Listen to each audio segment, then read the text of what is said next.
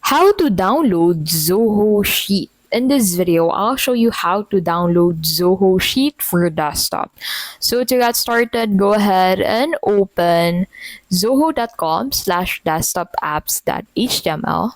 And then in here, go ahead and scroll down at the very bottom. And then from there, click on email storage and collaboration. So under this section, look for Zoho Sheet or Zoho Work Drive, which includes Zoho Sheet Access. Click on it, and then from here, go ahead and select the operating system that you have. So since I have Windows, I'll simply select Windows from there.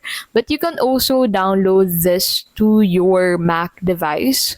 So click on download for your operating system and then install the application into your desktop device and then sign in to your Zoho account.